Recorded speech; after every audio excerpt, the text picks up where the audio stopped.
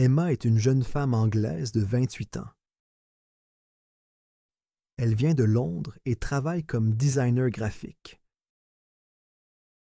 Après plusieurs années dans la même entreprise, elle reçoit une proposition inattendue. Un poste dans une grande agence de communication à Paris. C'est une opportunité incroyable pour sa carrière. Mais il y a un problème. Emma ne parle pas français. Au début, elle hésite. Comment va-t-elle vivre dans un pays où elle ne comprend pas la langue? Comment va-t-elle communiquer avec ses collègues, faire ses courses, prendre les transports? Tout lui semble compliqué. Mais elle est curieuse et aime les défis. Finalement, elle accepte le poste et prépare son déménagement. Le jour de son arrivée en France, tout lui paraît différent. À l'aéroport Charles de Gaulle, elle entend des annonces en français qu'elle ne comprend pas. Des panneaux indiquent sortie, correspondance, bagages, mais elle doit réfléchir pour deviner leur signification. Elle suit la foule et arrive enfin au hall principal. Une employée de l'aéroport lui sourit et lui dit « Bienvenue en France ». Emma comprend ce mot. Elle répond avec un sourire timide « Merci ». C'est son premier mot en français. Un mot simple, mais qui lui donne un peu de confiance.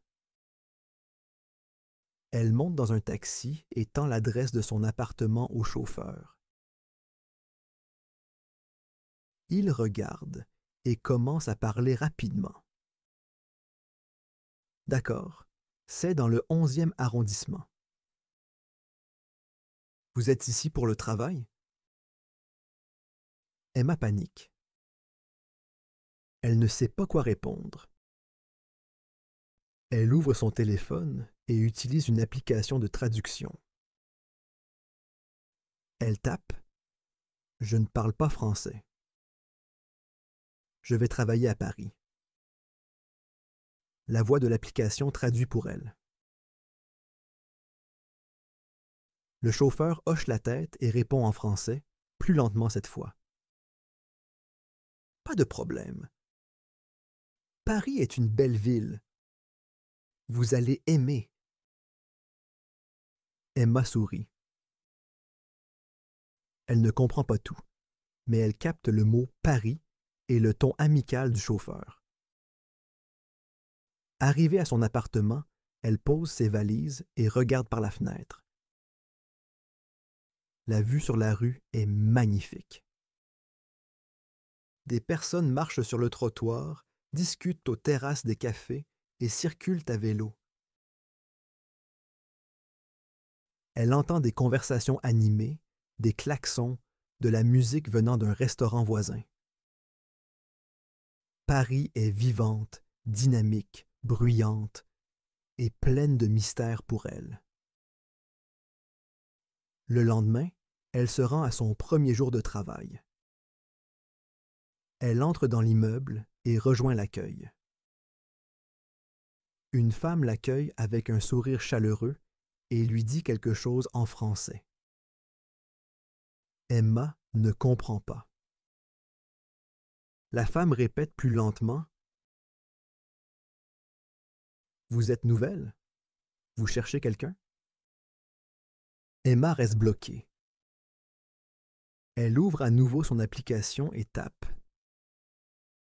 Je suis Emma. Je travaille ici maintenant. La réceptionniste lit l'écran et sourit. Bienvenue, Emma. Votre bureau est au 3e étage. Prenez l'ascenseur. Emma comprend seulement bienvenue et 3e étage, mais elle devine le reste grâce au geste de la réceptionniste. Elle prend l'ascenseur et arrive à son bureau. Ses collègues la saluent. « Salut, tu es Emma, c'est ça? »« Bonjour, bienvenue dans l'équipe. » Emma sourit nerveusement.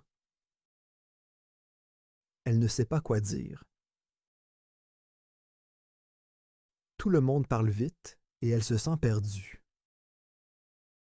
Elle aimerait participer aux conversations, mais elle ne sait pas comment. À la pause déjeuner, elle s'assoit seule avec son plateau. Deux collègues viennent s'asseoir avec elle. Ils essaient de parler anglais, mais leur accent est fort. L'un d'eux lui dit en français « Tu veux goûter un croque-monsieur?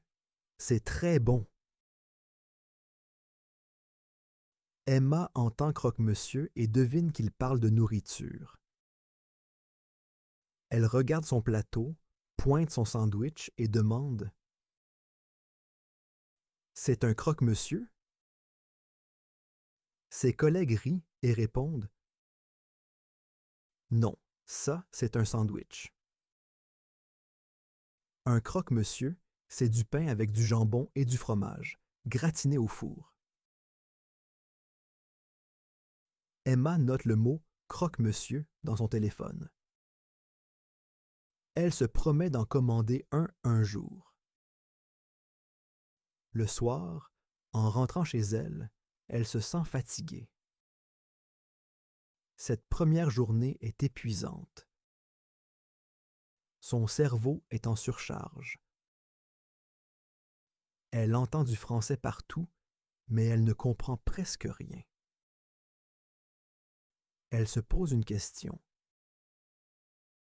Comment vais-je apprendre le français rapidement? Elle décide alors de mettre en place une méthode simple. Écouter du français tous les jours. Dans le métro, elle met des podcasts en français. Même si elle ne comprend pas tout, elle s'habitue au son et au rythme de la langue. Noter des phrases utiles. Elle achète un petit carnet et écrit des phrases de survie comme « Bonjour, merci, où est la station de métro? Je ne parle pas français. » Observer son environnement. Elle lit les panneaux dans la rue, les menus au restaurant, les affiches publicitaires. Petit à petit, elle apprend des mots sans effort. Emma sait que cela va prendre du temps, mais elle est déterminée. Elle se donne un défi. Dans un mois, elle veut commander un repas en français sans utiliser son téléphone. Son aventure en France ne fait que commencer. Les jours passent et Emma commence à s'habituer à son nouveau quotidien à Paris. Chaque matin, elle prend le métro pour aller au travail. Elle écoute attentivement les annonces dans les haut-parleurs. Prochaine station, République. Petit à petit, elle reconnaît certains mots. Elle lit aussi les affiches publicitaires sur les murs. Une publicité pour un parfum dit « Un parfum élégant pour une femme moderne ». Emma comprend seulement femme et moderne, mais elle devine le sens de la phrase. Cependant, comprendre est une chose, parler en est une autre. Emma a peur de faire des erreurs. Au bureau, ses collègues lui disent « As-tu passé une bonne fin de semaine? » « Veux-tu un café? » Mais elle ne sait pas comment répondre sans hésiter. Elle se contente de sourire et de dire « oui » ou merci. Elle a envie de participer aux conversations, mais les phrases lui échappent. Un jour, après une longue journée de travail, Emma décide de se récompenser avec une pâtisserie française. Elle entre dans une boulangerie, observe les vitrines remplies de croissants, de pain au chocolat et de tartes aux fruits. C'est le moment de tester son français. Elle inspire profondément et s'avance vers la vendeuse. « Bonjour, je veux un chocolat pain? » La boulangère sourit avec bienveillance. « Un pain au chocolat? » Emma rougit légèrement. Elle répète avec plus d'assurance. « Oui, un pain au chocolat, s'il vous plaît. » Elle paie, prend son sac et sort de la boulangerie avec un grand sourire. Ce n'est qu'un petit échange, mais elle est fière. Elle a parlé, elle s'est fait comprendre. Le soir, elle réfléchit à ses progrès et décide d'être plus proactive. Elle met en place une nouvelle routine pour mieux apprendre le français. Parler un peu chaque jour. Elle se force à dire au moins 3 phrases en français au travail, même si c'est juste « bonjour »,« merci » ou « comment ça va ». Regarder des séries françaises. Elle regarde des dessins animés avec des sous-titres en anglais. Elle remarque qu'elle reconnaît quelques mots. Prendre des notes dans un carnet.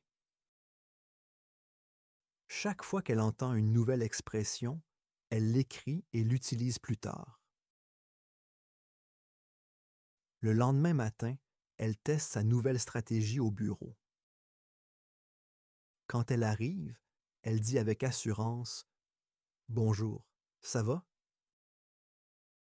Ses collègues lui répondent avec enthousiasme « Salut Emma, ça va bien, et toi ?» Emma hésite une seconde, puis répond « ça va bien. » Tout le monde sourit. Personne ne se moque de son accent. Au contraire, il semble content qu'elle essaie de parler français. À midi, elle ose poser une question. La cantine est où? Son collègue Pierre lui répond rapidement. Emma ne comprend pas tout, mais elle capte le mot ascenseur et premier étage. Elle remercie et suit les autres. Au fil des jours, elle fait de plus en plus d'efforts. Elle pose des petites questions comme « À quel endroit se trouve la salle de réunion? » ou « Quel jour sommes-nous? » Un soir, après le travail, elle va au restaurant avec des collègues. Le serveur arrive et elle se sent prête à commander en français. Elle prend une grande inspiration et dit « Je voudrais une salade et un verre de vin, s'il vous plaît. » Le serveur note la commande sans poser de questions. Pas d'erreur, pas de confusion. Emma se sent fière. En rentrant chez elle, elle sourit. Chaque jour, elle fait un pas de plus. Elle comprend maintenant que le plus important n'est pas d'être parfaite, mais d'oser parler. Elle est sur la bonne voie.